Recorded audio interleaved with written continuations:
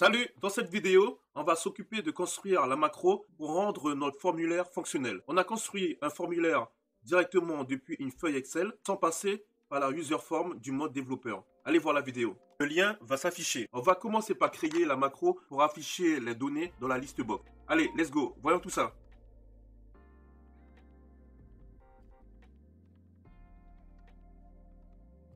Voilà, le formulaire est prêt et la base de données aussi.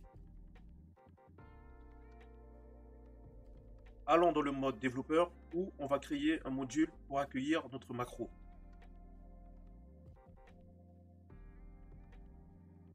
On va donner un nom à notre macro.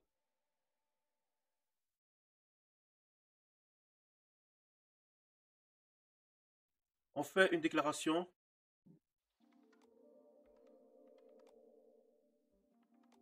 as avec la propriété variant qui va correspondre à la liste de notre base de données. On va faire une deuxième déclaration dim lastRow avec la propriété long qui va correspondre à notre côté dynamique de notre macro. On va commenter et on va commencer notre fameuse formule pour prendre en compte la dernière donnée rentrée dans notre colonne A. lastRow, la feuille nommée BDD,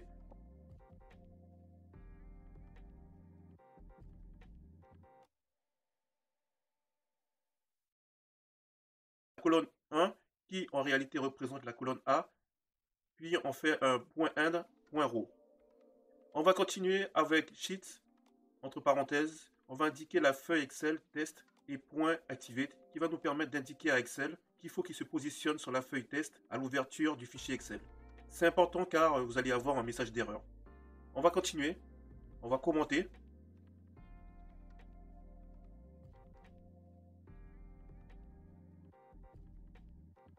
On va utiliser la variable malist à qui on affecte la valeur de toutes les colonnes A de la feuille Excel BDD.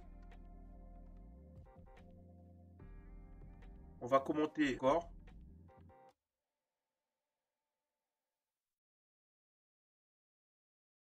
On va dire ActiveSheet.OleoJect. Si vous choisissez d'utiliser les contrôles ActiveX dans votre feuille de calcul Excel, l'utilisation de la propriété OleoJect est souvent nécessaire pour interagir avec ces contrôles.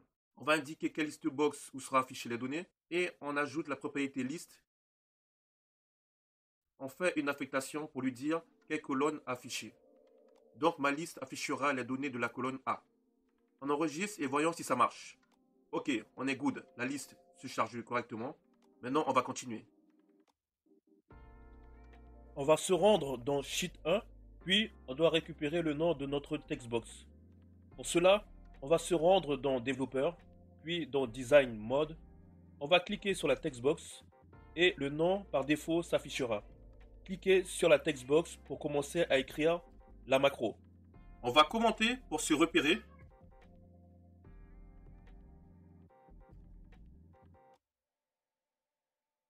Voilà un joli message d'explication.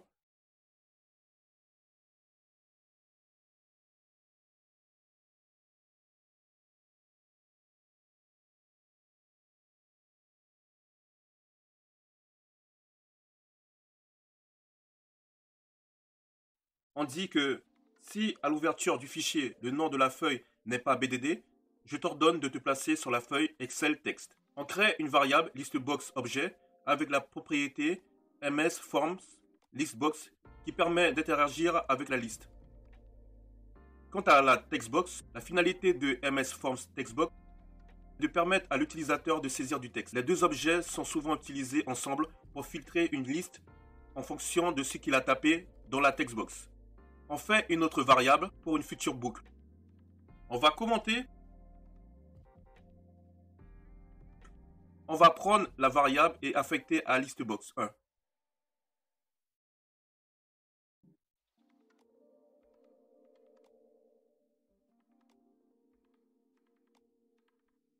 On fait pareil pour la textbox objet. On va lui affecter l'objet de notre textbox.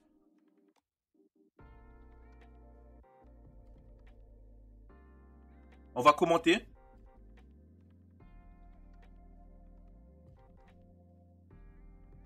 Cette phrase fait en sorte de ne pas avoir de doublons. on va créer notre boucle.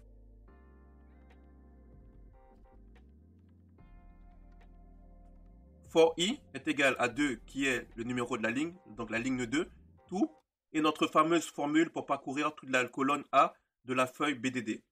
Donc sheet end.row.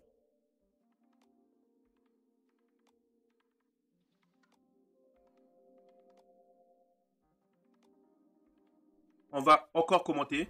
D'abord, on va mettre un XI vite fait.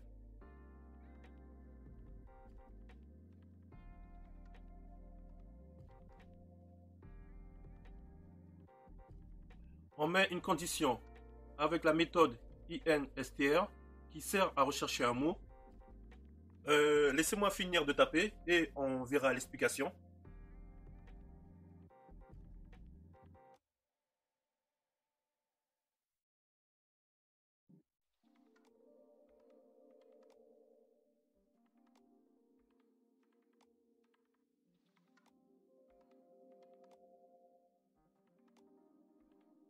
Cette phrase, en gros, dit si la valeur entrée dans la textbox correspond à une valeur dans la colonne 1, alors ajoute ce mot dans la liste box 1.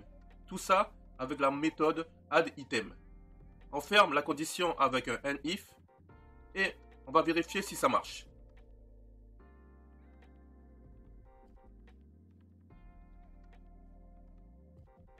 Ok, c'est nice. Il nous manque plus que la liste box 2 et notre formulaire sera fonctionnel. On va s'occuper de la liste box 2 qui doit afficher les données complémentaires. Rendons-nous dans développeur, puis cliquez sur Design Mode, puis on va cliquer 2 fois sur la liste box 2 où on va commencer à écrire notre macro.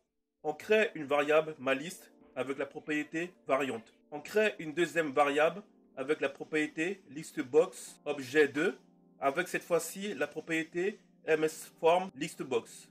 On va ordonner à Excel de se placer sur la feuille Excel test dès l'ouverture du fichier. On va commenter, puis on va faire une affectation. On va prendre la variable listebox objet 2 pour la lier à la listebox 2. On va commenter encore, puis on va éviter les doublons en mettant un point clear. On va commenter.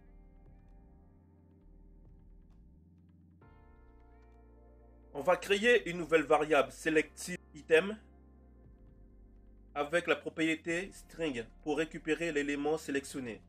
On va créer une variable pour rendre notre formulaire dynamique, donc tout ce qui sera ajouté dans la colonne A et B de la feuille Excel BDD sera pris en compte.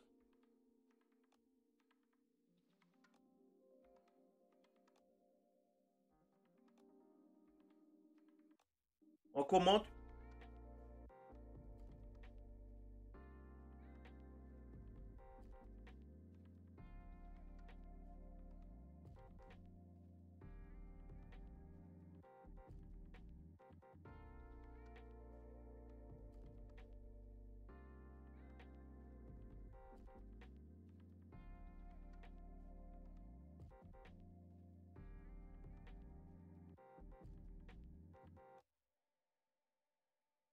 La variable malice prendra la valeur de la colonne A et B jusqu'à la dernière ligne remplie avec l'élément lastRow.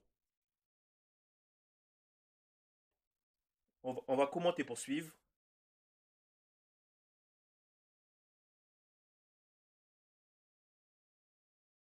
On fait une boucle for i est égal à i to uborn.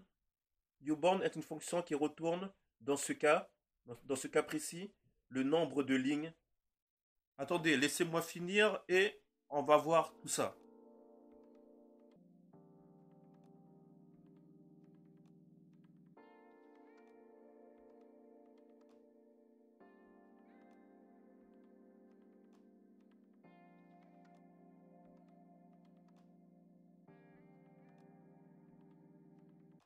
Ce passage dit si ma liste match avec un élément de la colonne 1, alors ajoute l'élément correspondant à la ligne B dans la liste box 2.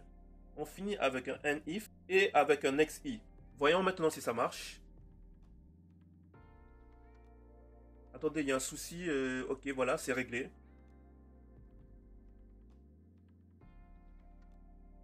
Il y a une erreur, mais je pense qu'il faut cliquer sur la liste box 1. C'est pour ça qu'on a cette erreur. Ne prenez pas en compte. On va fermer et réouvrir pour tester.